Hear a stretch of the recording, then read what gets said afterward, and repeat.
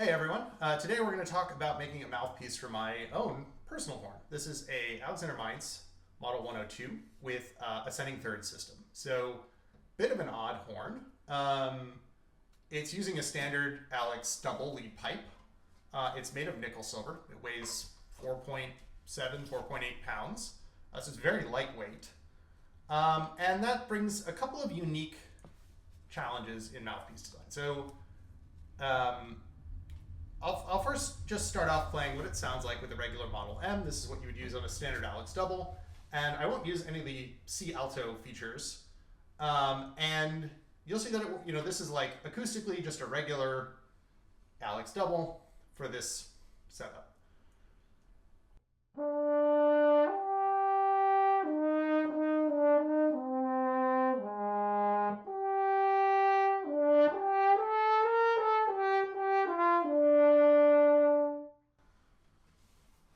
Has a very good sound. Now the balance, you'll notice the balance between the F and the B flat horn was a little off. That's not anything to do with this mouthpiece. It's just the slide positions are tuned for the mouthpiece that I'm going to reveal as the mouthpiece for this instrument later.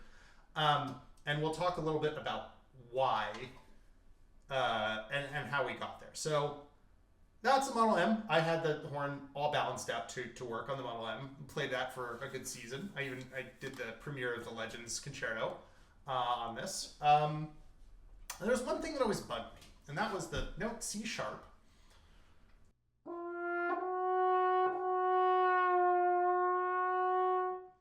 Has a bit of instability. It's a very wide slot, and it's not immediately clear why that one note would be worse than all the others. Because if you go up the octave, or up to an A flat,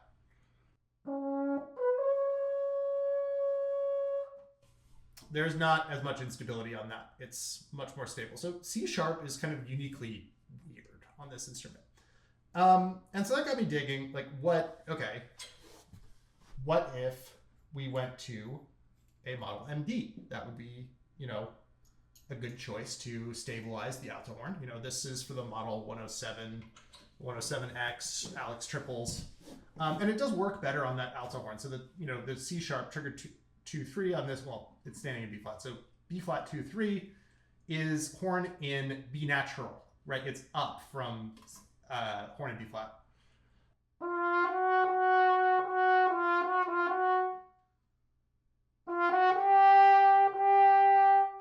So it makes sense that the descant horn mouthpiece might work for it. It is designed for horns, obviously, with shorter acoustics.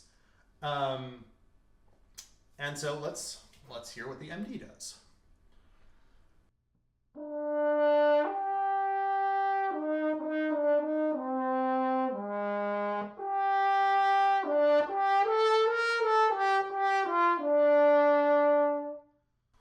That's quite nice. Does it fix our C sharp is the question though. No, it actually makes it worse because now the center of the slot is high. So we've gone from a flat C sharp to a high C sharp. And again, this is not a mouthpiece that's optimized for this. It's optimized for the 107, something that stands in B flat, doesn't have a low F side necessarily. And if it does, it's like you use it for particular passages in the low notes. The Model M really works on bringing out the F side in the American playing tradition of the Alexander horns. The MD doesn't, spend as much effort on making a really great F side of the horn because it's also trying to make the high F, F alto horn, E flat alto horn work and sound, more reminiscent of a double horn. So it's adding brightness, it's adding a shorter cup. That's the purpose of this is for that. So the real question is, okay, that note's really squirrely. What is really going on here? So let's go find out once and for all what is really going on here. So this is called the watermelon. This is a 62-gram Model MD. So it's the same interior geometry as the Model MD in a massively heavy outer blank. And we're going to find out what is actually going on with the horn because this helps, the extra mass helps center the notes. It's going to give us a little less flexibility on where we put the notes, but it is going to tell us really what's going on underneath everything in the heart of the horn. So let's go find out. We're going to just play some octaves on the high C horn.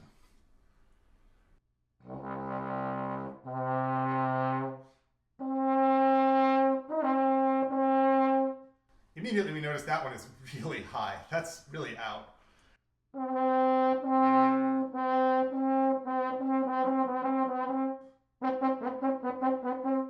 Those are supposed to match. And we noticed in the basement, like that, the intonation was actually fine. So we're dealing with wide octaves, clearly, right? Like the octaves are too wide, which means either the cup is too shallow or the prominence is too low. Now, which of those two factors is the case has to do with balancing the longest horn. So we need to play the horn in D.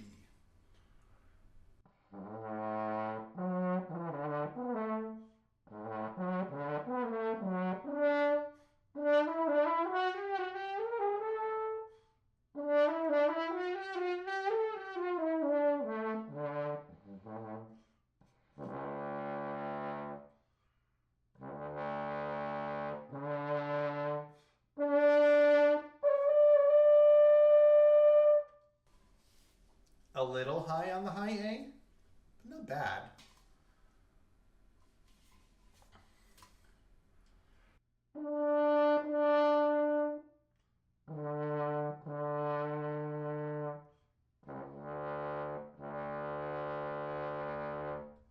So that core octave is quite good.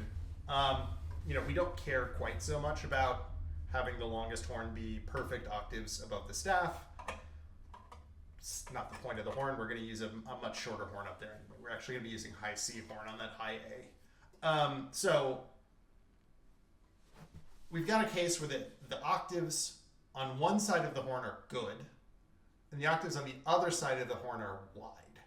So differentially, the prominence change makes most of the octaves wider equally. So if you make it longer, the B flat horn octaves get wider as well as the longer horn octaves. If you make the cup shallower, you will make the short horn octaves wider relative to the long horn octaves. So in this case, we have wide short horn octaves and relatively accurate long horn octaves. So we're going to want to make the cup deeper. We also want to make the blank a little longer because all of the octaves were a little wide. So we're going to start with making it wider, and then I printed out two different cups of different depths. So I think I added 1 or 2 mil to the cup length. And so let's just take a look. So we got, this one's a little deeper than the other one. And then compared to the MD, which is extremely shallow, it's a little bit deeper in terms of depth. And then, one of the other objectives of the horn is to make the B flat side sound like, have the richness and full character of tone that we expect from a horn in F. So there's two problems that make the horn have less of a color change than a regular yellow brass full double. The first is it's made of nickel silver. Now, nickel silver, according to Walt Lawson anyway, and his research paper, is brighter at quiet dynamics and less bright at loud dynamics. Now, the less bright at loud dynamics is a real advantage to this horn because otherwise you're playing an ultralight horn, which could get very brassy. So the nickel silver helps keep it together, but the fact of the matter is there isn't enough color change from quiet to loud on this horn. A Viennese style bore entrance helps produce more of a color change. So this has a Vienna conical bore entrance. It's got a lot of trickery to make our objective about getting the sound and character of the horn right. And then let's see how we did on the octave. So first let's test the character.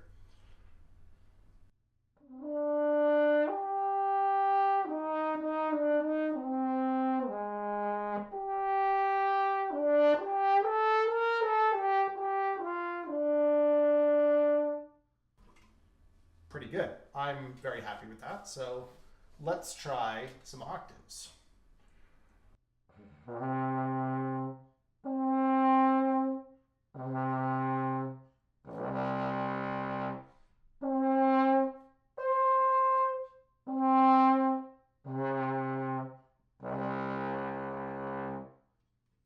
Might be a little narrow on the high horn now, so we've overcorrected. And then let's check the D horn.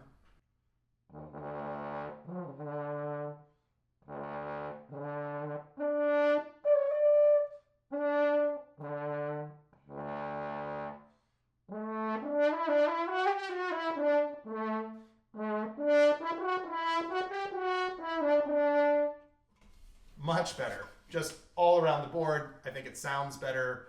We're getting close. However, we have overcorrected slightly. What do we get on this slightly shallower one? Is that better? Do we lose the richness of sound? Is there the octaves on the high C horn should be a little wider, so we should be closer in tune.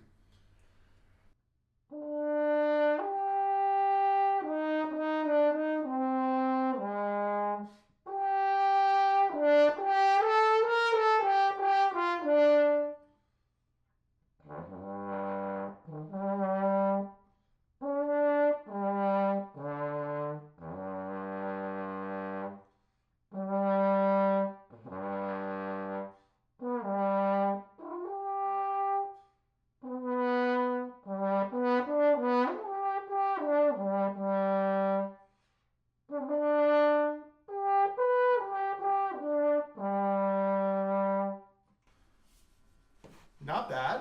Let's try the D horn.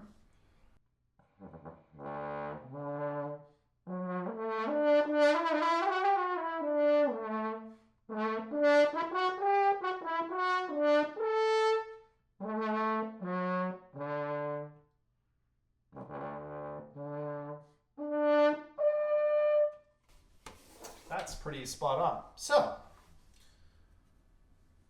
the shallower of the two was chosen, and what was chosen? I chose it. And I made a brass one. So let's try out the mouthpiece that I made for this horn.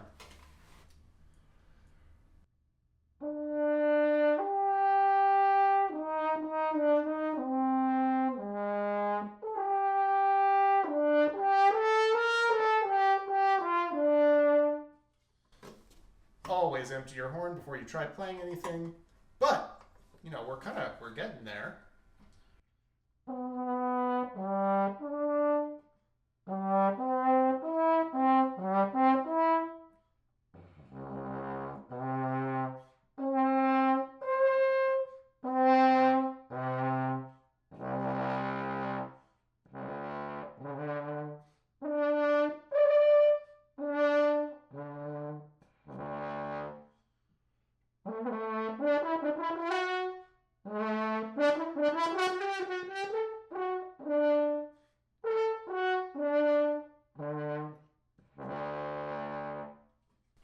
The horn in D is sounding pretty good. The next obvious question is, guys, why do you have this thing? Like, what is the point of this crazy horn? You've successfully made a mouthpiece for it, but like, why did you do this? And to answer that question, this is really great for something like the Mahler 5 obligato. It's lighter. It's much lighter than a triple horn. In fact, it's in the weight range of a single B flat, except it has all the notes. It has, and much less funny fingerings in the low register. A couple funny fingerings. And so, you're in a situation where you have a horn that has a lot of the lightness and character of a B flat horn, has the notes of a regular horn, doesn't break up at super bright dynamics because it's nickel silver, and then has the accuracy, or some of the accuracy, of a triple. So let's take a listen to the Mahler 5, just like a short part of the Mahler 5 obligato, and see kind of, the answer to the question of why bother?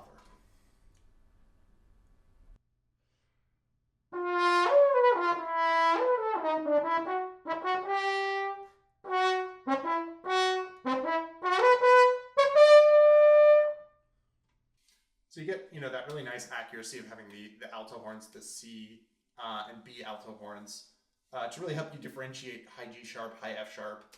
A couple of alternate fingerings that are have slightly different intonation for different situations up there. And now with the right mouthpiece, a very decent timbre, good octaves, and good intonation all over the instrument. So thanks for watching, and that explains why I've done this. And what I've done to get a custom mouthpiece for this horn. Obviously, if you have a special horn that doesn't work with our standard models, we can make a mouthpiece for that too.